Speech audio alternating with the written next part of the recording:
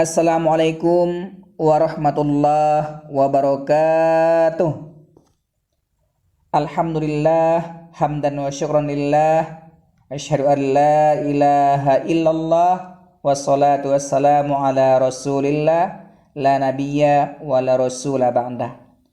Selamat pagi anak-anak semuanya. Semoga anak-anak Bapak semua beserta keluarga senantiasa dalam keadaan sehat dan dalam kondisi hati yang happy, agar kegiatan BDR belajar dari rumah ini menjadi kegiatan penuh arti dan makna. Jangan lupa anak-anak Bapak semuanya untuk mematuhi protokol kesehatan, selalu jaga imun dan iman. Insya Allah semuanya akan aman, belajar pun tetap nyaman. Hari ini Ananda kembali bersama Bapak Hazirman untuk belajar fikih. Belajar fikih gasmen, gampang, seru, menyenangkan. Sebelumnya kita sudah belajar tentang ketentuan sujud sahwi dan juga ketentuan sujud syukur. Siapa yang masih ingat apa itu pengertian sujud sahwi? Ahsanta, jawaban Ananda tepat sekali. Ada anak-anak Bapak yang bisa menyebutkan sebab-sebab sujud sahwi? Ahsanta, jawaban Ananda betul. Siapa yang bisa menyebutkan sebab-sebab sujud syukur? Ya, betul. Sebab-sebab sujud syukur itu ada 3. Pertama, karena mendapatkan nikmat. Kedua, karena terhindar dari bahaya. Ketiga, karena mendapatkan kabar baik atau kabar gembira.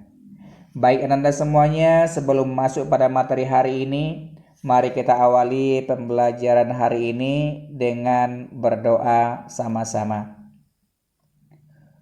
A'udzu billahi minasy syaithanir rajim. Bismillahirrahmanirrahim. Allahumma aghnina bil ilmi wa zayyinna bil hilmi wa akrimna bit taqwa wa jammilna bil afiyah. Rabbana syrah lana sudurana wa yassir lana umurana wahlul uqdatam min lisanina yafqahu qawlana. Rabbana zidna ilma warzuqna fahma. Allahumma arinal haqqan haqqan warzuqna ittiba'ah wa arinal batila batilan warzuqna ijtinabah. Amin ya rabbal alamin. Materi kita hari ini adalah ketentuan sujud tilawah. Pembelajaran ini bertujuan supaya Ananda yang pertama dapat memahami pengertian sujud tilawah. Kedua, dapat mengidentifikasi sebab-sebab sujud tilawah. Ketiga, dapat mengimplementasikan tata cara sujud tilawah. Keempat, dapat mengidentifikasi perbedaan sujud tilawah, sujud syukur, dan sujud sahwi. Kelima, dapat menjelaskan hikmah sujud tilawah. Dalam pembelajaran ini kita akan mempelajari pengertian sujud tilawah, sebab-sebab sujud tilawah, hukum dan dalilnya, syarat dan rukunnya, tata cara pelaksanaannya, bacaannya, dan juga hikmahnya. Kita lihat poin yang pertama, pengertian sujud tilawah. Ada anak-anak Bapak yang bisa menyebutkan kira-kira apa itu yang dimaksud dengan sujud tilawah?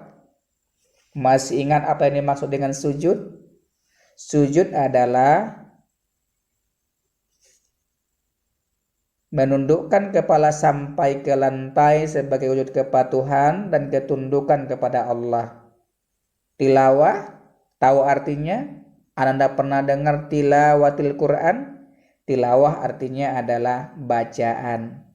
Sujud tilawah artinya adalah sujud yang dilakukan karena membaca atau mendengar ayat-ayat sajadah. Dari pengertian ini langsung bisa kita lihat apa saja yang menjadi sebab-sebab sujud tilawah. Poin yang kedua, sebab-sebab sujud tilawah yang pertama adalah karena membaca ayat-ayat sajadah. Kedua, karena mendengar ayat-ayat sajadah.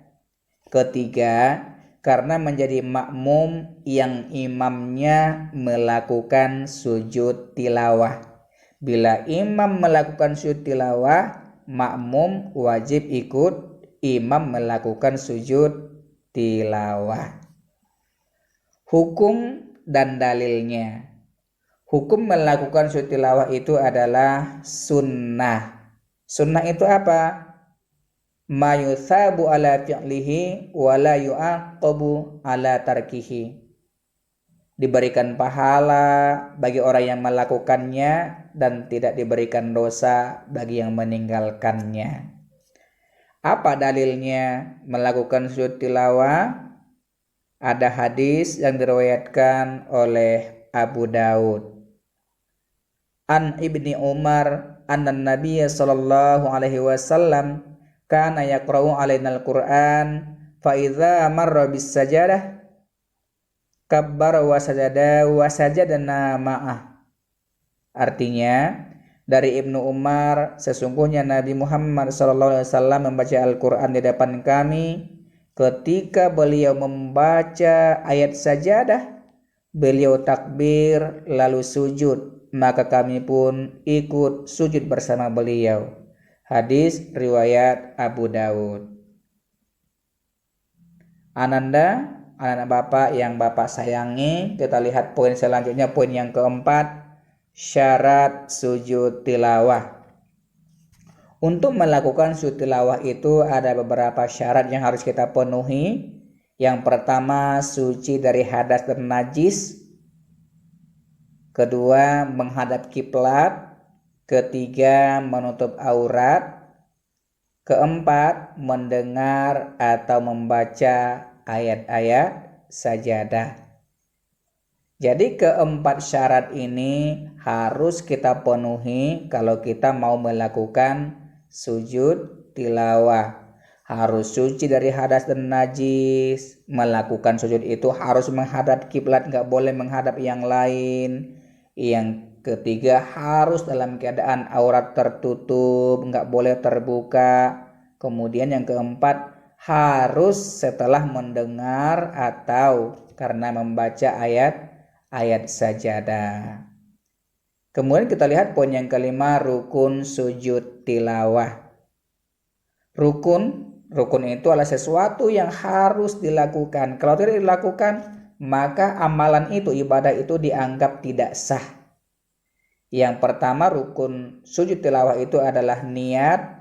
Nawaitu sujudat tilawati lillahi ta'ala. Sengaja aku melakukan sujud tilawah karena Allah Ta'ala.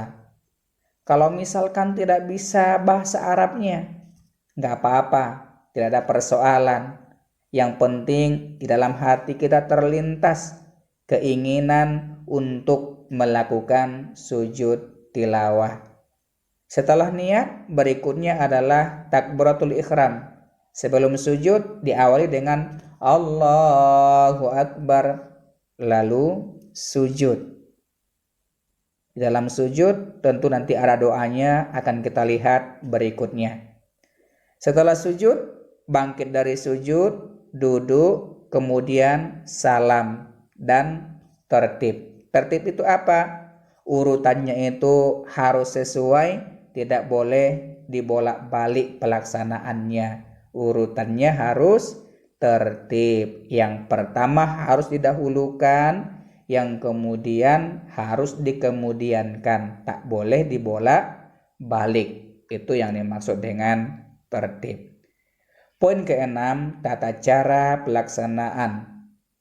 Cara melaksanakan sujud tilawah itu sederhananya ada dua macam. Yang pertama dilakukan ketika sholat. Kedua dilakukan di luar sholat. Ketika sujud tilawah dilakukan dalam keadaan sholat, boleh jadi posisinya kita sebagai makmum. Ketika kita menjadi makmum, imamnya melakukan sujud tilawah, maka kita wajib ikut imam melakukan sujud tilawah. Kalau imamnya tidak sujud tilawah, sekalipun imamnya tadinya membaca ayat-ayat sajadah, tetapi dia tidak melakukan sujud tilawah, maka kita sebagai makmum juga tidak diperbolehkan melakukan sujud tilawah sendirian. Boleh jadi kita sendiri yang sholat, kita sholat sendirian, ayat yang kita baca pada rakaat pertama misalnya ayat-ayat sajadah, kita dianjurkan juga melakukan sujud tilawah. Setelah selesai sujud tilawah, apakah langsung salam? Tidak. Bangkit, lanjutkan bacaan Al-Qur'annya, bacaan ayatnya, lanjutkan gerakan sholat berikutnya, sempurnakan sholat kita sampai selesai. Kemudian sujud tilawah yang dilakukan di luar sholat boleh dilakukan kapan saja, yang penting syaratnya, rukunnya terpenuhi. Ketujuh, bacaannya. Kira-kira apa yang kita baca ketika melakukan sujud tilawah? Bacaannya adalah sajada wajhiya lilladzi khalaqahu wa syaqqa sam'ahu wa basarahu bihaulihi wa quwwatihi fatabarakallahu ahsanul khaliqin. Aku sujud kepada Tuhan yang menjadikan diriku, Tuhan yang membukakan pendengaran dan penglihatan dengan kekuasaannya, maka maha tinggi Allah sebaik-baik pencipta. Kita lihat hikmahnya. Apa hikmah melakukan sujud tilawah? Apa manfaat, keutamaan melakukan sujud tilawah? Yang pertama, kita dijauhi oleh setan insyaallah. Kedua, terhindar dari godaan yang menjerumuskan kita kepada kedurhakaan. Yang jelas, dengan memperbanyak sujud, kita sedang berusaha menghinakan setan. Kita sedang memuliakan diri kita, mendekatkan diri kita kepada Allah, mendekatkan diri kita ke surganya Allah Subhanahu wa ta'ala. Dalam hadis yang diriwayatkan oleh Muslim disebutkan, apabila seorang manusia membaca ayat sajadah, kemudian dia bersujud, setan kecewa dan menangis seraya berkata, celakanya aku. Manusia diperintahkan sujud, lalu ia pun sujud, maka baginya surga. Sedangkan aku diperintahkan sujud, namun aku enggan melakukannya, maka bagiku neraka. Riwayat Muslim. Ananda semua bisa kita lihat, iblis, setan menjadi makhluk yang terkutuk selama-lamanya. Karena apa? Persoalan sujud. Dia tidak mau bersujud ketika Allah memerintahkannya untuk bersujud. Maka oleh karenanya ia merasa semakin terhina di saat manusia hanya karena membaca ayat sajadah, hanya karena mendengar ayat sajadah, manusia bersujud kepada Allah. Pantas mereka diberikan surga. Tetapi setan tadi sudah Allah perintahkan untuk bersujud, namun ia enggan melakukannya. Wajar ia diganjari neraka karena sudah membangkang perintah Allah Subhanahu wa ta'ala. Oleh sebabnya Ananda semua, Jangan bosan-bosan untuk memperbanyak sujud kepada Allah. Mudah-mudahan dengan sujud-sujud yang kita lakukan, kita semakin dekat kepada Allah, semakin dekat dengan surganya Allah Subhanahu wa ta'ala. Selanjutnya, ananda semua, kita lihat di mana saja ayat-ayat sajadah dalam Al-Quran. Ada 15 ayat-ayat sajadah yang terdapat di berbagai surat dan ayat. Yang pertama terdapat dalam surat Al-A'raf ayat 206, kedua surah Ar-Ra'd ayat 15, ketiga surah An-Nahl ayat 50, keempat surah Al-Isra ayat 109, kelima surat Maryam ayat 58, keenam dan 7 surah Al-Hajj ayat 18 dan ayat 77, kedelapan surah Al-Furqan ayat 60, ke-9 surah An-Naml ayat 26, ke-10 surah As-Sajadah ayat 15, ke-11 surah Shad ayat 24, 12 surah Fussilat ayat 38, 13 surah An-Najm ayat 62, 14 surah Al-Insyiqaq ayat 21, terakhir surah Al-Alaq wasjud waqtarib ayat ke-19. Jadi ananda semuanya, dari sini jelas bagi kita bahwa ternyata ayat-ayat sajadah itu ada 15. Mungkin ada yang beranggapan selama ini sujud tilawah itu dianjurkan ketika mendengarkan surat sajadah, tepatnya pada ayat yang ke-15, karena lazimnya yang kita dengarkan, kita lakukan ketika mendengarkan surah sajadah ayat ke-15 itu dibacakan. Karena di beberapa musola masjid setiap malam Jumat sholat subuhnya itu imamnya membaca surat sajadah, maka pada ayat yang ke-15, innama yu'minu biayatina alladzina idza dzukiru biha kharru sujjada wasambahu bihamdi rabbihim wa hum la yastakbirun. Sujud tilawah. Tetapi setelah kita mempelajari materi ketentuan sujud tilawah ini, kita bisa lihat bahwa ternyata ada 15 ayat-ayat sajadah yang terdapat di berbagai ayat dan juga di berbagai surat. Biasanya kalau kita lihat ke dalam Al-Quran, ayat-ayat sajadah ini diberikan tanda gambar kubah. Itu simbol kalau setelah membaca ayat itu disunnahkan melakukan sujud tilawah. Baik ananda semua, untuk materi sujud tilawah Bapak rasa cukup sampai di sini. Insyaallah ananda sudah bisa memahami apa yang dimaksud dengan sujud tilawah. Ananda juga sudah bisa memahami apa itu sebab-sebab sujud tilawah.